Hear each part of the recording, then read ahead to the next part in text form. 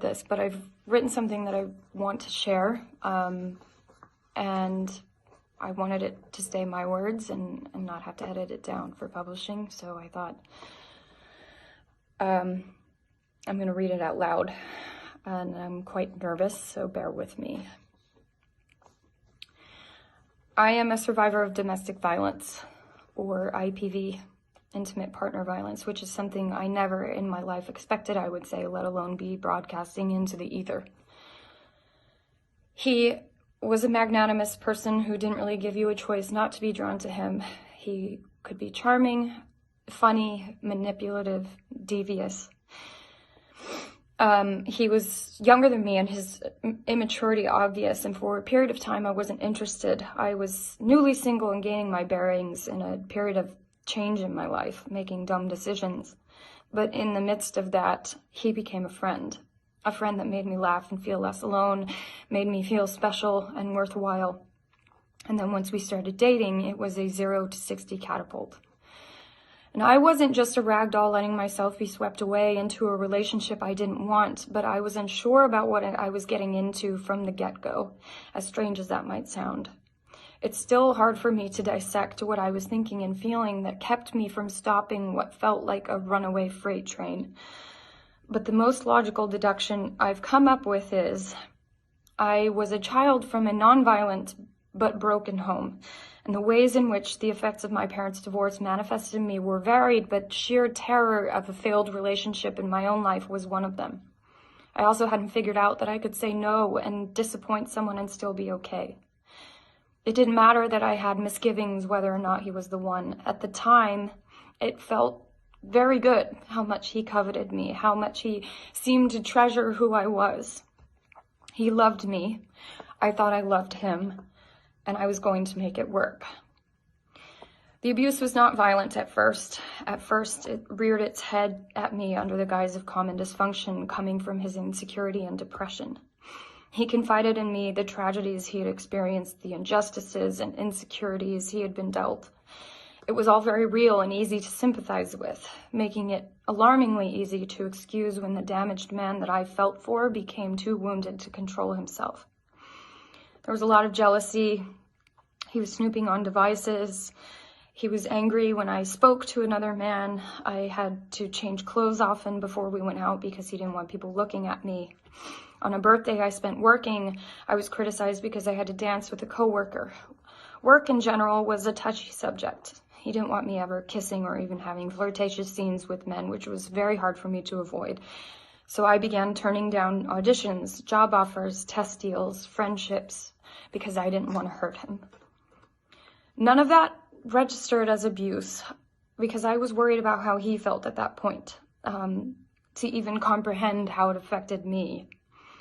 In retrospect, I see that each red flag followed a very clear path on the way to things becoming violent, because violence is so often preceded by mental, emotional, verbal, and psychological abuse, which are all very sneaky things. It started about 5 months after our relationship began, and the violence escalated just as quickly as the relationship had. So quickly, I didn't know how to respond. The first time it happened, he threw a smoothie at my face. It smacked my cheek and exploded all over the floor and the sofa. I ran to grab paper towels, rushing back because I was so worried about cleaning the couch. Then the fact that it was all over my face, my hair, my clothes, and that my cheek was painfully throbbing. I was more worried about the furniture than I was about the fact that I had just been abused. It wouldn't be easy to describe in detail the physical arguments that occurred more and more after that. It's hard to even articulate. Not just because of the anger and the pain that surfaces, but because the memories feel like they took place on a different planet where I was breathing different air and witnessing a macabre secret I could never tell anyone I had seen. It had to be secret, for shame, for fear of more attacks, for reluctance to actually admit any of it was happening. The stark truth is, I learned what it felt like to be pinned down and slapped repeatedly, punched so hard the wind was knocked out of me, dragged by my hair across pavement, head-butted, pinched till my skin broke, shoved into a wall so hard the drywall broke, choked. I learned to lock myself in rooms, but quickly stopped because the door was inevitably broken down. I learned not to value any of my property, replaceable and irreplaceable. I learned not to value myself. Most vividly, I remember how the arguments would usually end. There would always be a click of reality snapping back into place when he would see what he had done, and a wave of guilt would wash over him. And I imagine in some subconscious effort to wash the both of us clean after what had just happened, he would carry me and put me in an empty bathtub, turn the faucet on, and leave me while he gathered himself, and I would sit in the tub as the water inched up my body, surveying the damage. Insert the typical abuser's apology speech here. He'd kneel next to the tub crying self-hating tears with me. He never made me feel like he thought I deserved the beating, which I guess eased my mind. And in turn, I still held on to the sympathy and the empathy I felt for his brokenness he admitted to having. His apologies were heartfelt and effective in getting us back to sanity and a semblance of a loving relationship. But deep down, I never believed he would change. I just fooled myself into believing I could help him. I thought that I could love him enough to make him see a way of life where violence was not the way you handled emotions. So I consciously deluded myself into thinking that forgiveness would heal him enough to make it stop. Someone had to let him know that his behavior wasn't okay. Who better than the one he was taking it out on? So I'd pull down the drain in the bathtub, and down the pipes the argument would go with its indecency, humiliation, sorrow, rage, and myself. I went down that drain every time he put me in the tub. My fortitude, my worth that he had begun to define, my blood, my multitude of tears. He once jokingly told my mother she cries enough water to end thirst in a third world country. Months and months of this routine passed.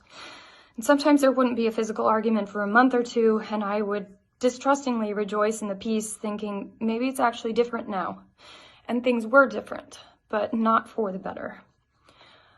I changed, and I'm not proud of how I changed. I became a person that I never could have imagined lurked inside of me because I was livid at what was happening and the fact that I was allowing it to out of fear of failure. I experienced firsthand that violence begets violence. I started fighting back because rage is contagious. I developed an astonishing poker face, but inwardly I was the ugliest version of myself I had ever known. I became unreliable, unprofessional, sometimes unreachable. There were stretches of weeks where I wouldn't get out of bed for more than 2 hours a day. If you met me at this time, I was most likely friendly just to the point of getting too close, and aloof to the point of being cold. It was as if I split into spinning plates to maintain a false image versus the truth I was living. Another performance of sorts. Melissa in public put on a happy face and purported a healthy life, whereas Melissa at home dropped the veneer and lived a nightmare in the middle of one never-ending dispute, battle wounds and all. To my closest circle, I just plain lied. I made up stories of how bruises and scratches were born. I did this at photo shoots, at work, with my family, all to shield myself from my own burgeoning anger, protect myself from more arguments, and of course, to protect him. I knew how he was treating me was wrong, but I thought the consequences he would suffer if I exposed his behavior outweighed suffering through it. And then he threw something at my face again, only this time it was significantly worse. It was a blow to my face with his iPhone. The impact tore my iris, nearly ruptured my eyeball, lacerated my skin, and broke my nose. My left eye swelled shut. I had a fat lip. Blood was coursing down my face, and I can remember immediately screaming at the top of my lungs. The next morning, I was due to work on reshoots for a film. After it happened, complete stillness blanketed the room. We panicked. He put me in the bath time, but this time that wouldn't be enough. This wasn't going to be easy to hide, let alone fix, and something inside of me broke. This was too far. I couldn't flush this one down with the tug of the drain. We made up a flimsy story together. I had tripped and fallen on the stairs of our deck and hit my face on a potted plant. We called our mothers, all of our representatives, all of my representatives, who then had to call producers and directors I was working with. He drove me to the hospital. And when the doctors made him leave the room and cops came to question me at my hospital bed, I told them our transparent story that I'm sure they'd heard versions of before. And then we laughed together when he said my face was cute and looked like Squirt from Finding Nemo because my eye had become bulbous. This is an injury that's never going to fully heal. My vision is never going to be the same. And emotionally after that, I was done. I keenly felt that whatever I thought love was, it certainly wasn't what I had been going through. I was so tired of living the way I'd been living, but it felt too late to get out. Would it be safe for me to leave? I had ostracized myself so completely in my life that I made myself believe I had no one to turn to if I did leave him. And I was ashamed. But abuse doesn't just affect the people that are in its chokehold, however. And unbeknownst to me, many people in my life suspected and feared exactly what was happening. A friend visited me where I was working. My abuser wasn't there, so she had a rare opportunity to talk to me without his looming presence. She sat me down and said she wanted to talk about something important, and I immediately knew where it was going. My heart pounded.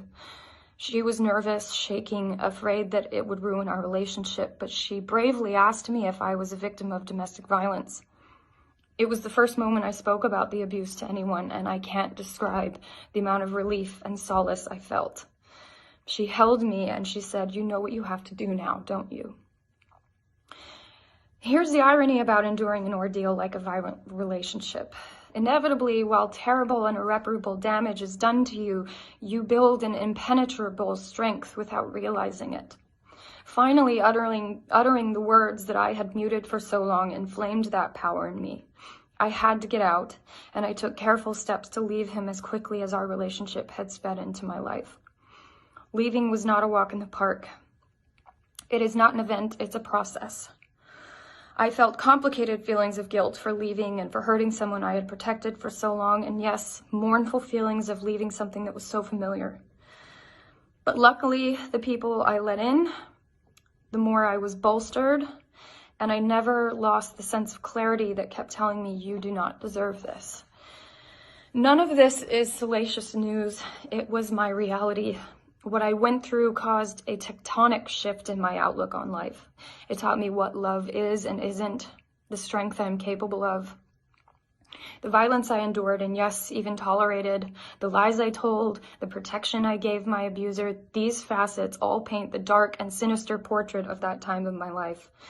But recusing those habits and breaking that cycle was the most rewarding, empowering choice I have ever made for myself. I feel an enduring strength and self-assurance that has dug its roots deep within me. I will be healing from this for the rest of my life, and that's okay. And I've discovered that healing is a constant maneuvering and fidgeting to find what works and what triggers, but it is possible. Sadly, IPV is one of the most chronically underreported crimes in the country, according to the US DOJ. It's estimated that 1 in 4 women in the U.S. ages 18 and older will experience severe physical violence by an intimate partner in their lifetime. And while it affects men as well, the numbers clearly show that it is a more prevalent women's issue, and it's wildly intersectional in its reach. I want those statistics to change, and I hope that telling my story might help prevent more stories like mine from happening. I choose to love. I don't choose to minimize my life out of fear. I choose to love myself, to know that love does not include violence, and to let victims know that there is a way out in which you will be protected. If you are enduring what I went through and you see this, maybe you will find this tiny straw that will break the camel's back. Or at least you might begin to think of your freedom, in which case I am here. I am with you. And you can and deserve to live a violence-free life.